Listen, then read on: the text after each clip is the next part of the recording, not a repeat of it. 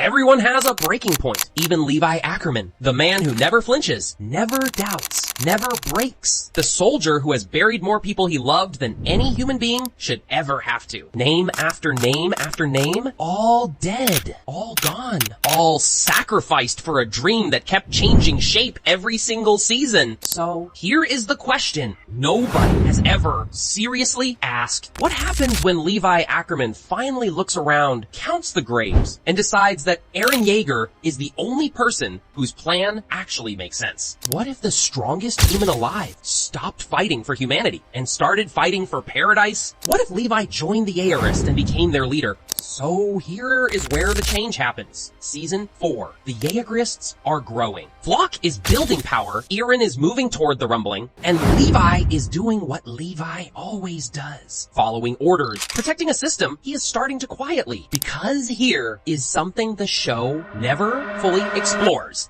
Levi's loyalty was never to the Survey Corps, it was to Erwin Smith. And Erwin Smith is dead. He protects the remaining soldiers. But deep down, for the first time in his life, Levi Ackermann is lost. And a lost Levi is the most dangerous thing in any room he walks into. Here is the exact moment this alternate timeline diverges from canon. Levi is supposed to be transporting Zeke through the forest. In canon, Zeke triggers his spinal fluid trap. Levi's squad transforms. Levi nearly dies from the thunder spear explosion. But in this version, Levi figures it out early, not because he is smarter. Without Erwin's mission driving him, Levi has been watching Eren more carefully than anyone, and what he sees is not a reckless kid making dangerous decisions. It is someone who has already accepted every consequence of what he is doing. Levi stops the transport convoy, looks at Zeke, and instead of threatening him, asks him one question. Does Eren's plan actually work? Zeke, surprised, calculating, already seeing the opportunity, says yes. And Levi,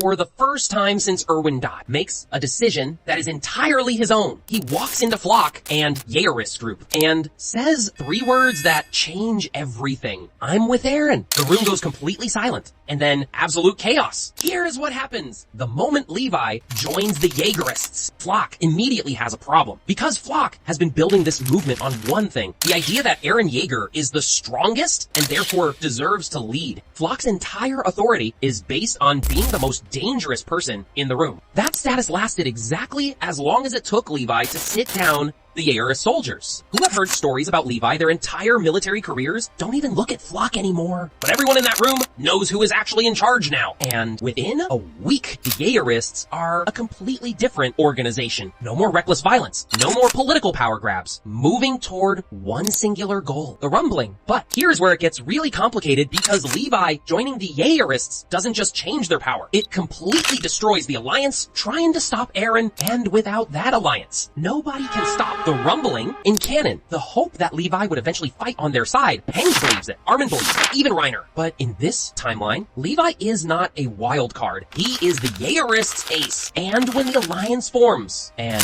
starts planning how to reach Eren, they have to plan around the possibility of facing Levi Ackermann in combat. Nobody wants to say it out loud, but Armin says it. If Levi is protecting Eren, we can't win. It's true. But here is the twist nobody sees coming. Levi supporting Eren doesn't mean Levi agrees with everything Eren is doing, and the moment Levi realizes what the rumbling actually means, everything changes again. Here's what people forget about Levi Ackermann. He is brutal, he is efficient, he is willing to do terrible things for the right reason. So when Levi finally understands the full scale of the rumbling, not just Marley, but every country, every city, every child, he goes to Eren alone, just the 2 of them. And Levi puts his condition on the table. I will get you to Zeke. I will protect the Founding Titan activation. I will destroy anyone who tries to stop you. But you stop the rumbling at Marley. Military targets only. Civilians don't die. Eren looks at him for a long time. That's not enough to guarantee paradise is safe forever. Levi says, maybe not. But it's the only version of this I can be part of. And Eren, who has been waiting for someone to give him a reason to pull back even slightly? So here is how this alternate timeline plays out. Levi clears the path to Zeke. The rumbling activates. But it stops at Marley. The Wall Titans flatten Marley's military infrastructure, their naval fleet, and then they stop. Eren pulls them back, not because he wanted to, but because Levi asked him to. The world is shocked. They expected total annihilation. Marley is devastated. but not destroyed. And for the first time, the remaining nations have a reason to talk instead of fight. Levi stands on the coast of paradise 3 months later, watching ships arrive for the first time in a century. Not warships, diplomatic vessels. And someone asks him, was it worth it? For Levi Ackermann is basically a yes. The Yeagerists were never the problem. The problem was that they had no one to keep them honest. Floch's version of the Yeagerists was blind loyalty. Levi's version was something different. Loyalty with limits, belief with conditions, support that says, I am with you. And maybe that is what Eren needed all along. Not someone to stop him, not someone to blindly follow him, just someone willing to say, this far and no further. Subscribe to be on the plot. Next week, what if Mikasa inherited the armored titan? This will blow your mind. See you there.